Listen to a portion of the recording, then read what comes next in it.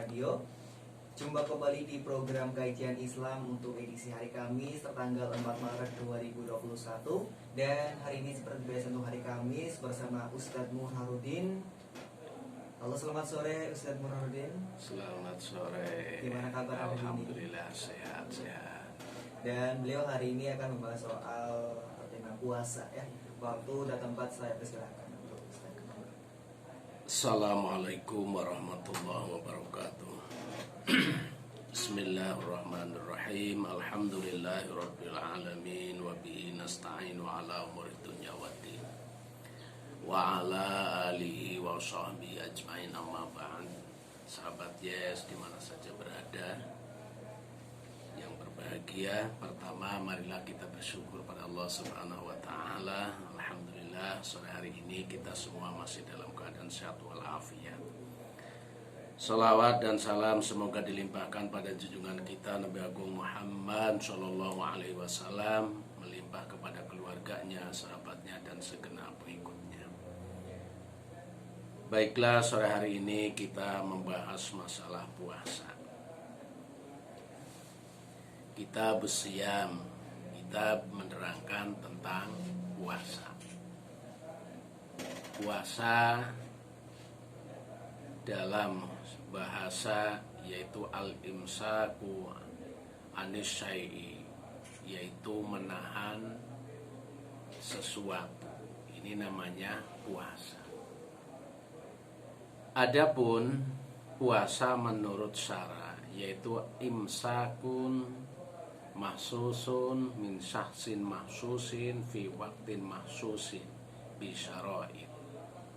Adapun puasa menurut istilah atau hukum syariat yaitu menahan sesuatu yang tertentu yang ditentukan dalam waktu yang ditentukan juga dengan berbagai syarat. Ini namanya puasa.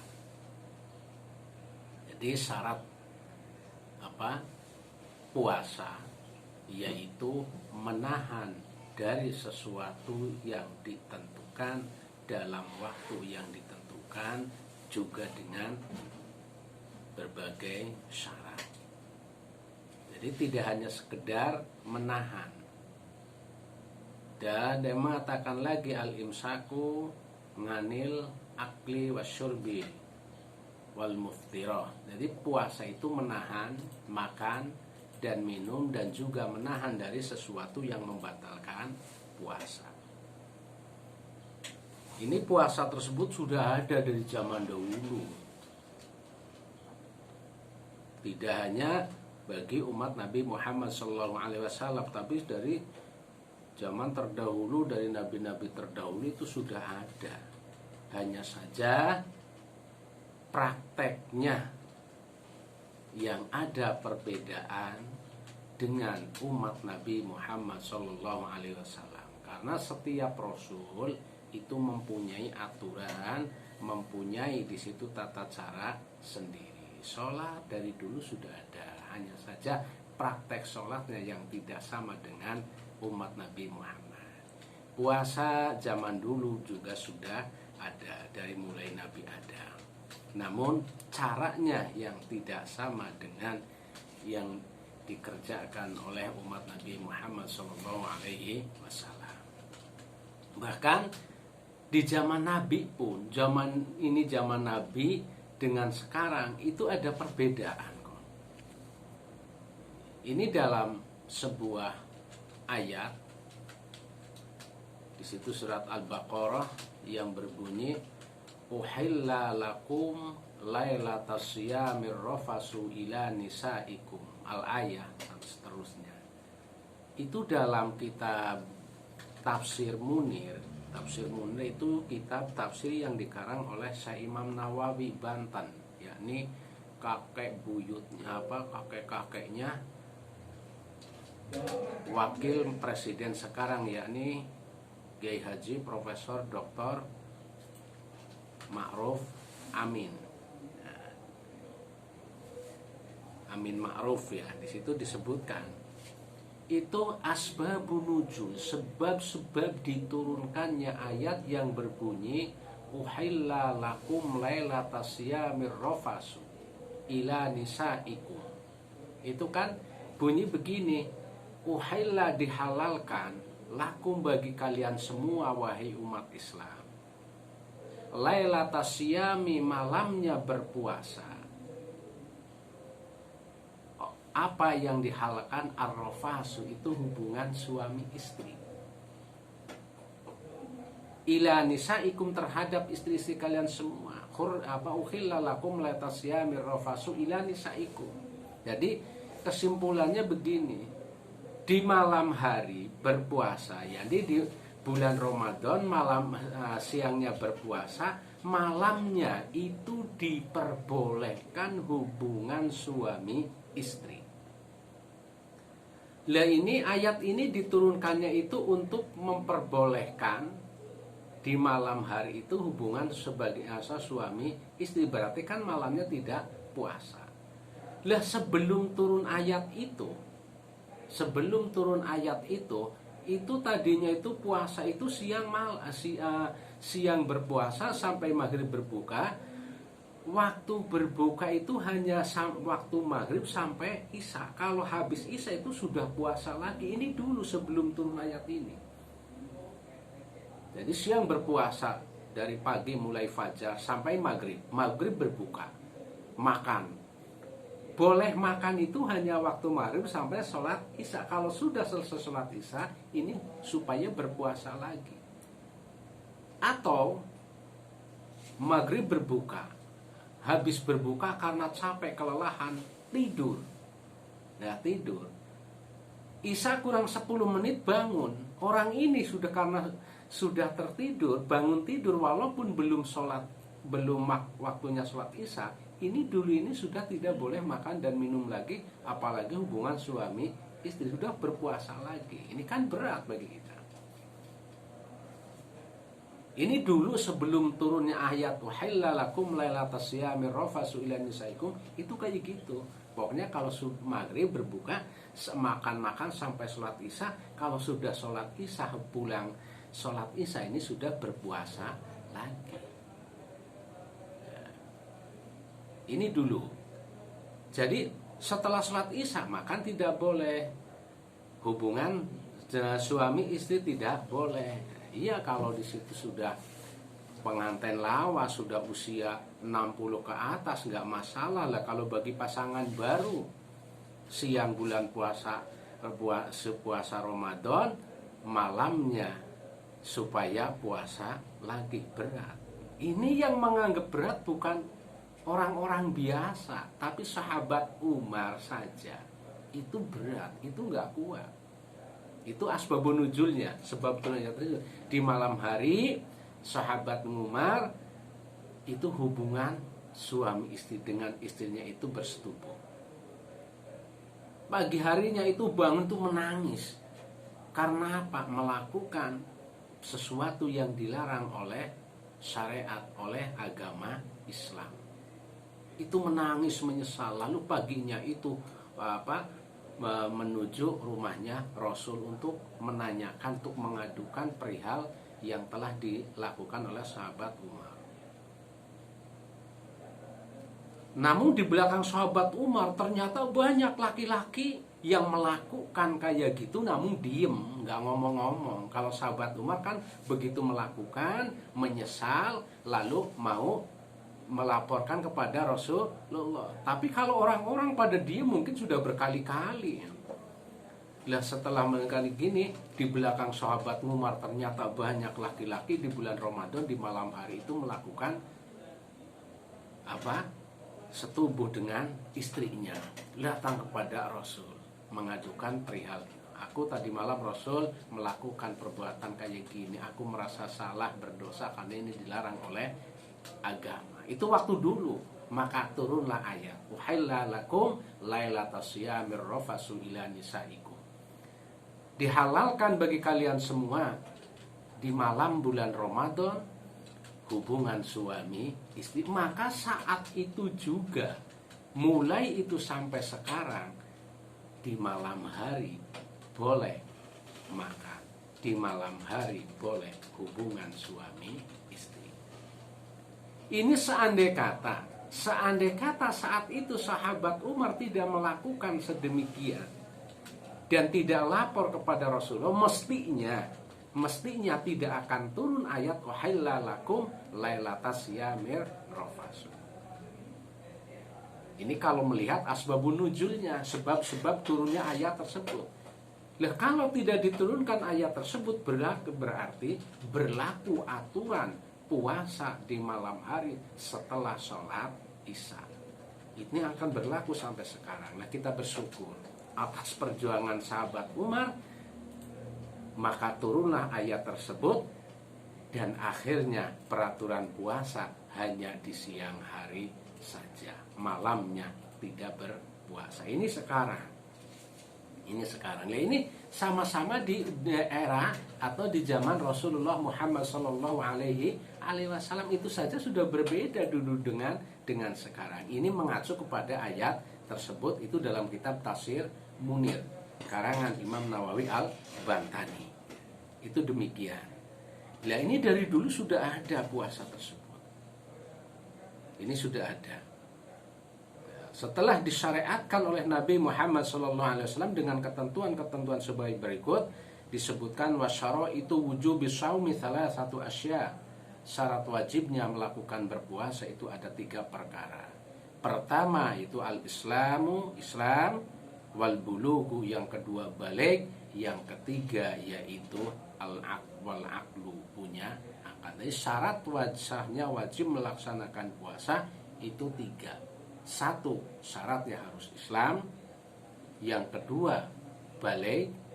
Yang ketiga yaitu akal, dalam arti punya akal yang sempurna. Nah, ini syarat wajibnya.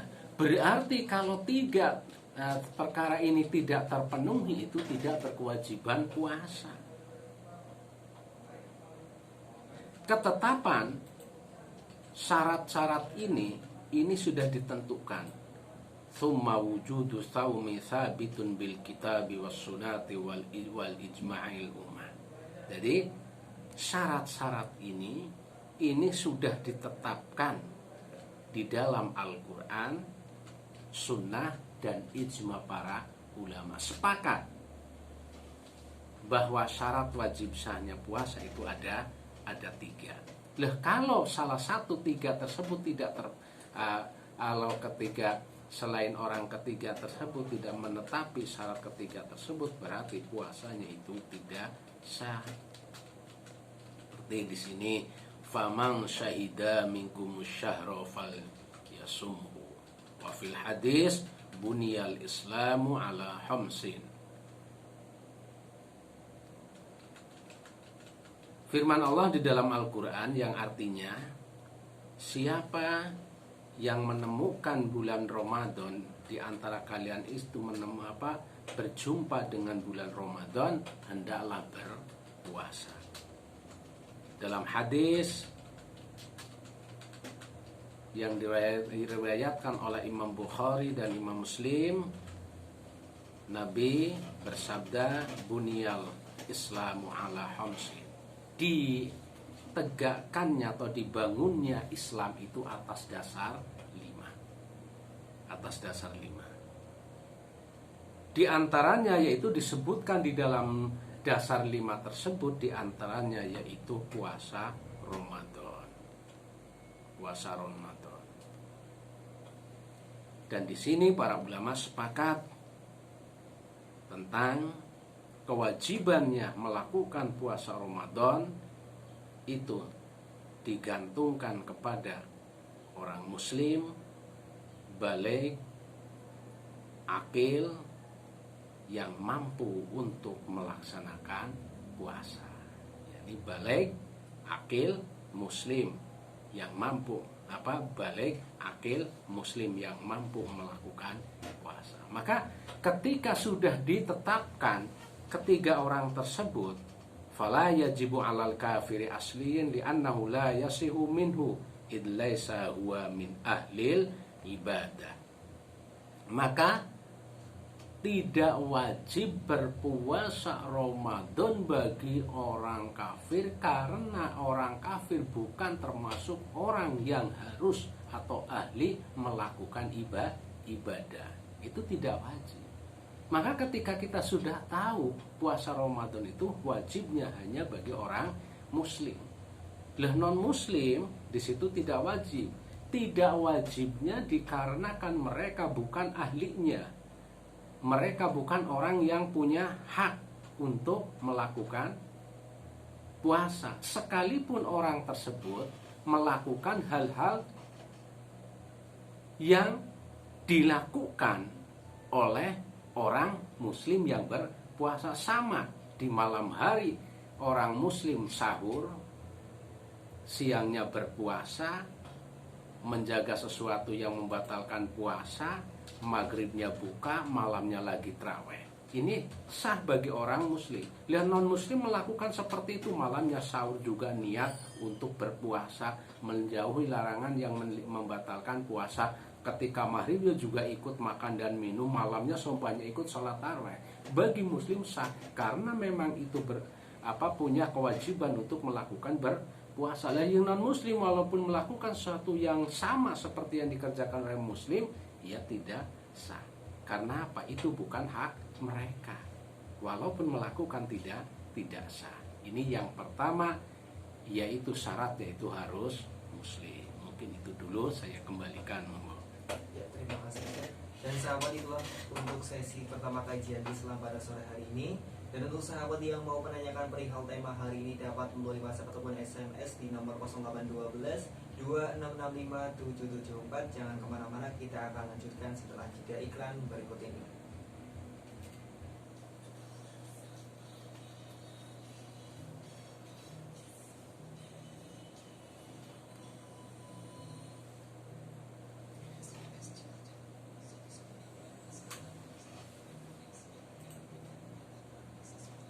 Baru 2 pertanyaan Ustadz yang masuk dari Mas Rito.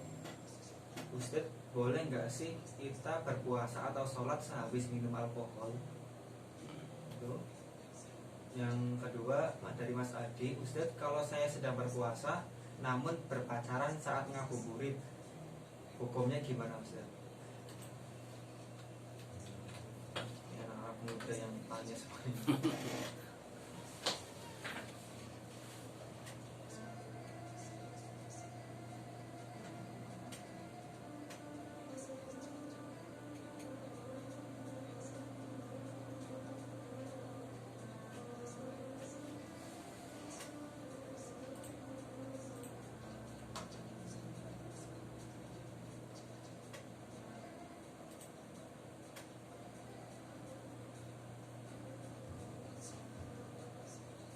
Ini masuk juga nih Ustaz dari Mama Pani.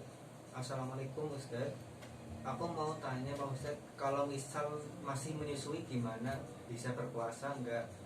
Kalau kata orang tua, kasihan anak dia kalau ditinggal puasa, sementara puasa itu wajib, hukumnya gimana? Jadi boleh enggak sih kita berpuasa saat sedang menyusui?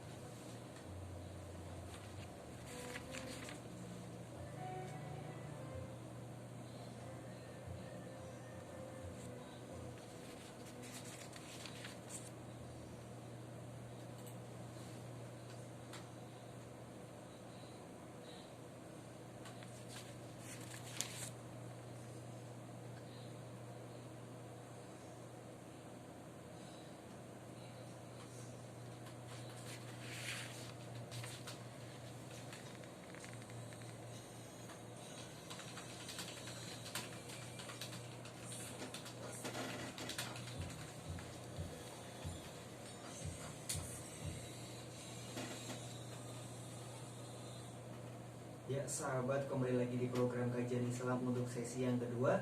Dan Ustadz, ini ada pertanyaan dari sahabat kita. Yang pertama dari Mas Ridho.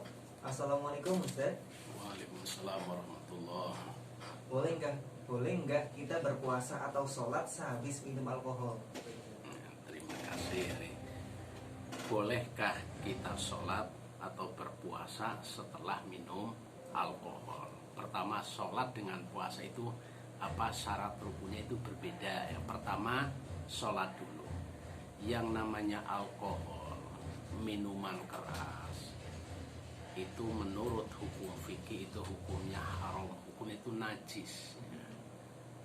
Lah ketika sholat, orang tersebut ada syarat rukunnya sholat, diantaranya yaitu toharatul badani wal makani wal makani wal thawbi. Jadi syaratnya orang sholat itu harus suci, satu badannya, pakaiannya, tempatnya, ini harus. Lah seandainya kata habis minum, otomatis kan mulut terkena najis, ya harus dibersihkan dulu. Kalau sudah dibersihkan, yang wajib bersihkan itu dohir, luarnya. Kalau masalah di dalamnya, kita semua yang tidak makan itu pun kan membawa najis, membawa kotoran. Ini yang dohir, yaitu luar. Batasnya luar itu mana? Apabila mulut dibuka, yang kelihatan itulah dohir yang harus kita sucikan. Seperti tangan, batinil kafi. Batin kami demikian. Batinnya mana? Ini dalam. Yang ketika kedua tangan ditangkapkan tidak kelihatan, inilah batin. Kalau yang kelihatan ini berarti dohir. Nah, asalkan setelah minum tersebut bersuci terlebih dahulu. Syukur-syukur mandi terlebih dahulu, mandi tobat sekalian gitu. Ya mungkin kan siapa tahu minuman yang kita minum itu ada percikannya, ada yang ke tangan, mungkin ke baju. Lah itu sebelum melakukan sholat kita bersihkan badan kita terlebih dahulu, pakaiannya supaya bersih suci, tempatnya suci, sholat ya boleh, sah-sah saja asalkan memenuhi syaratnya sholat. Karena antara minum dengan sholatnya tersendiri, asalkan sholatnya tidak sedang dalam keadaan mabuk. Asalkan tidak dalam keadaan mabuk. Karena kalau mabuk berarti kan pikirnya sedang tidak sehat, sedang naksul akal, pikirannya itu sudah kurang. Ya, sedangkan orang yang berkewajiban sholat itu dalam keadaan kondisi pikiran yang normal. Jadi sah saja, boleh saja habis minum alkohol, habis minum asalkan memenuhi syarat sahnya sholat, yakni harus suci. Ya mestinya dibersihkan terlebih dahulu, disucikan gitu, maksudnya disucikan terlebih dahulu. Dikhawatirkan pakaiannya kena percikan minuman tadi, ya diganti dengan yang suci, tempatnya yang suci, boleh dan sah. Terus yang kedua puasa, ya demikian pun puasa. Kalau puasa kan tidak harus di situ harus suci. Seumpamanya biasa minum, tapi biasa puasa ya nggak apa-apa, minum terus sahur itu biasa suka minum, biar nanti kalau nggak minum ini nggak kuat, nanti siang-siang ingin minum. Jadi ketika sahurnya juga minumnya juga minuman keras, nggak masalah, biarin. Nanti kan lama-lama daripada sudah minum tidak puasa, kan lebih baik minum sahurnya tapi siangnya puasa nggak minum, kan mendingan daripada kalau sudah tidak sahur minum alkohol, siangnya tidak puasa, mungkin minumnya akan lebih baik. Kita maunya pikiran berpositif saja. Bagaimana puasanya sah dan boleh. Terima kasih Ustaz untuk jawabannya. Dan kita lanjut untuk pertanyaan yang kedua dari Mas Adi. Assalamualaikum Ustaz, kalau saya sedang berpuasa namun berpacaran saat ngabuburit itu hukumnya gimana Ustaz? Ya, terima kasih. Ini pertanyaan yang umum dan banyak dilakukan ketika sore hari bulan Ramadan. Remaja-remaja itu pada ngabuburit di laut, di mana lah tempat-tempat yang mungkin enak untuk bersenang-senang gitu, untuk ngabuburit tersebut. Apalagi di situ dengan berpacaran. Begini, pacaran tersebut secara fikih memang tidak membatalkan puasa. Tidak ada pacaran termasuk sebagian yang membatalkan puasa. Tidak, yang membatalkan puasa secara fikih itu adalah makan, minum, termasuknya sesuatu pada jauh. atau dikarenakan di situ apa sengaja muntah. Sekarang terus lagi kalau orang dulu mengatakan ketian, makanya ketian itu seorang perempuan sedang puasa lalu keluar darah, makanya darah haid atau nifas, di situ membatalkan puasa. Kalau pacar itu dalam apa syarat rukunnya puasa, sahnya puasa itu tidak ada pacaran membatalkan puasa. Namun dalam pandangan tasawuf, ketika sedang berpuasa tadi kan menahan, tidak hanya sekedar menahan makan minum, tapi menahan segala sesuatu yang bisa mengurangi, membatalkan terhadap pahalanya puasa. Secara fikih puasanya sah. Tapi sekarang kalau berbicara masalah pahala, kalau pandangan orang-orang sufi, ya termasuk sudah berkurang. Bahkan bisa puasanya sah tapi tidak mendapatkan pahalanya puasa gitu. Jadi tidak membatalkan puasanya tapi membatalkan atau mengurangi terhadap pahalanya puasa. Berarti kalau sedemikian, bagaimana hukum puasanya? Sah. Berarti sudah gugur. Berarti puasanya tidak batal. Berarti kalau puasanya tidak batal, berarti kan satu pahala dan tidaknya itu wallahu a'lam. Terima kasih Ustaz. Dan kita lanjut untuk pertanyaan yang ketiga dari Mama Fani. Assalamualaikum Pak Ustaz. Wajib nggak sih bagi seorang ibu yang sedang menyusui untuk berpuasa? Terima kasih. Ini pertanyaan. Puasa bagi seorang yang menyusui dan orang hamil sama hukumnya. Orang yang sedang hamil dan orang yang menyusui. Di situ hukumnya wajib apa tidak? Hukumnya di situ wajib apa tidak? Hukumnya di situ jawaz. Jadi bagi seorang perempuan yang sedang hamil, sedang menyusui, itu boleh puasa, boleh tidak. Ini boleh puasa, boleh tidak puasa ya silahkan. Tidak puasa ya silahkan.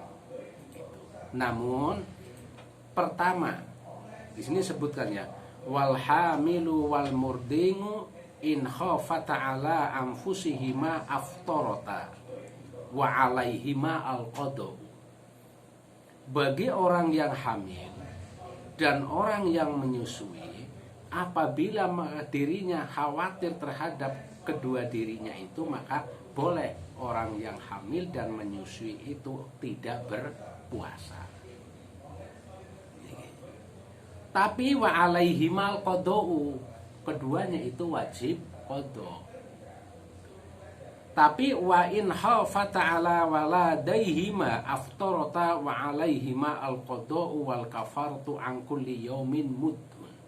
Apabila perempuan hamil dan yang menyusui, mereka tidak puasa, tidak berpuasanya karena sendiri juga mereka berat, juga khawatir yang hamil kandungannya mbok kurang sehat, yang sedang menyusui mbok bayinya yang disusui juga karena puasa mungkin asupannya kurang normal, jadi khawatir saya juga berat, khawatir juga bayinya kurang sehat, maka bagi perempuan yang sedemikian ini wajib qada, juga wajib membayar kafarot. Kafarotnya setiap hari, satu hari puasa, satu hari tidak berpuasa itu membayar satu mud.